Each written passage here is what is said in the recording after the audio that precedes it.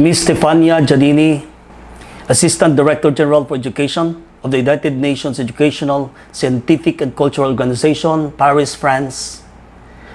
Dr. Kritsatsay Sumsaman, Deputy Director for Administration and Communication, representing Dr. Ethel Agnes P. Valenzuela, Deputy Director for Program and Development of the Southeast Asian Ministers of Education Organization, Bangkok, Thailand. Secretary Leonor Magtolis Briones. Undersecretaries Jesus L. R. Mateo and Diosdado M. San Antonio. Director Margarita Consolacion C. Ballesteros of the International Cooperation Office, Department of Education, Philippines. Mr. Francis Jim Toscano, founder of EmpowerEd. Highly esteemed educators, speakers, storytellers from across the globe, and to all our virtual participants, a pleasant day. We celebrate January 24 every year as the International Day of Education. Declared by the United Nations, the celebration is anchored on the adoption of Article 26 of the Universal Declaration of Human Rights, which is to make primary education as well as higher education available to all.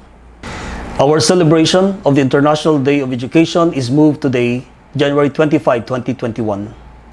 We do this to reach out to as many DepEd personnel and Filipino teachers as we can. We want them to feel our sincere gesture of honoring them with their amazing work for education.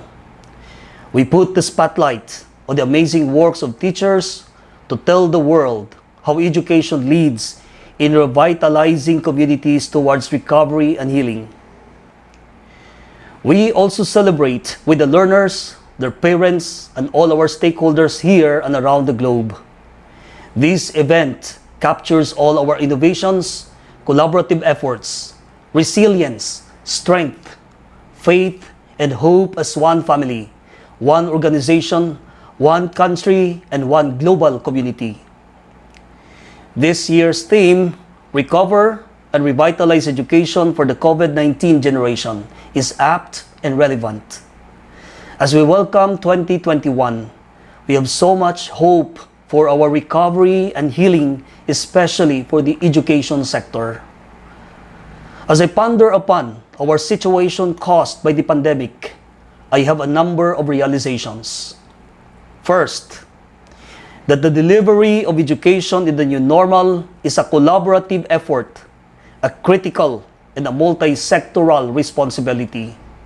Everyone contributes for the education, safety, and well-being of all, especially our learners.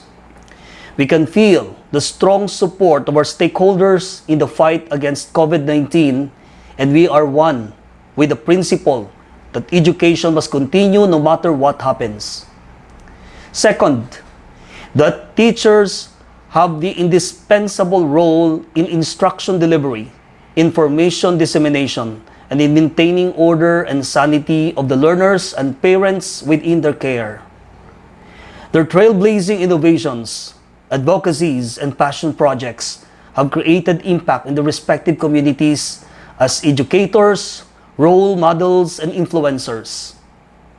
We have realized even more that teachers are irreplaceable and that we need to review if policies, institutional support, and reward systems serve them well and reflect on what more we can do for our teachers. Third, that we need to affirm the efforts of everyone, especially our educators who are our frontliners in the field. Our teachers need motivation and support more than ever. We recognize the idea that we become more and more sensible with each other's needs, and we have witnessed how we offer each other's back. Last but not the least, we have the opportune time to feature inspiring stories of timely innovations, advocacies, and programs to effectively implement our respective learning continuity plans. This platform provides multi-directional learning and brings inspiration to all our participants. There will be knowledge and technology exchange, as well as a dialogue in dealing with our different contexts, yet guided by our common goals. Here, we celebrate not only the stories of educators captured by award-giving bodies, but also the stories and heroism of those who innovate and persevere without the spotlight. The International Day of Education is for all teachers and for everyone working for education. We celebrate everyone's infectious heroism, innovativeness, and creativity, resourcefulness, and resilience worth emulating. In these trying times, we need to listen to the stories of teachers much more, to gain insights from their experiences, to be inspired by their success, and to replicate and contextualize their best practices in our own communities.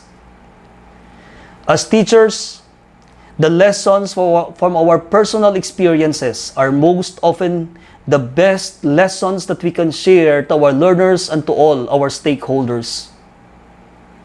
To all learners joining us today, I would like to share with you that during our time as students, we had very limited exposure to technology, especially for communication.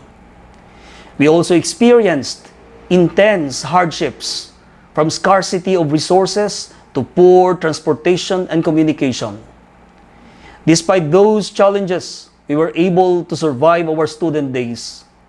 We focused, persevered, and succeeded. We say, you need to maximize the available resources, stay focused, be steadfast, and be positive most often. We can effectively carry out our distance learning modalities with your hard work, patience, and sense of self-direction. Be always grateful for the support systems on your side. To all the teachers, we always believe in what you can do to connect our learners, to bring education despite distance, restrictions, and limitations. You have defined well the power of relationship in the learning space. Dear teachers, your dedication and passion towards your work is very commendable.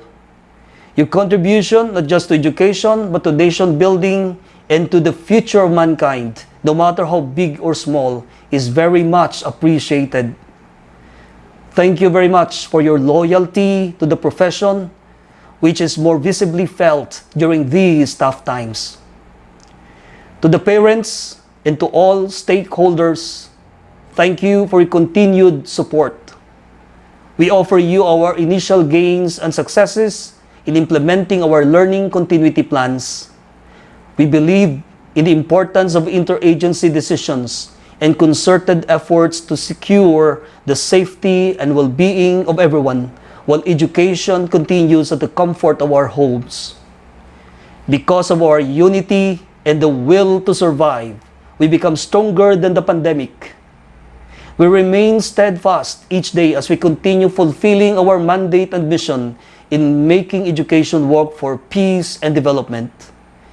This is the very ideal goal of education. In the face of uncertainties, education continues to teach lessons, touch, and change lives. These are the wonders that education does through the teachers. The Schools Division of Iloilo strongly supports the universal idea that investing in quality education is investing in the future of our nation. We, in the Schools Division of Iloilo, are happy and elated to work with the International Cooperation Office in facilitating the conduct of this very significant event. We are grateful for this opportunity and we are always ready for future collaborations. To end, I would like to restate and re-emphasize the words of two influential persons, Antonio Guterres, Secretary General of the United Nations, who said, "We are in this together. We will get through this together." And our very own Secretary of Education, Leonor Magtolis Briones, who expressed with so much conviction and hope. We want to ensure learning continuity. Our battle cry is, learning must continue. We do this para sa bata, para sa bayan. Boylo, Iloilo.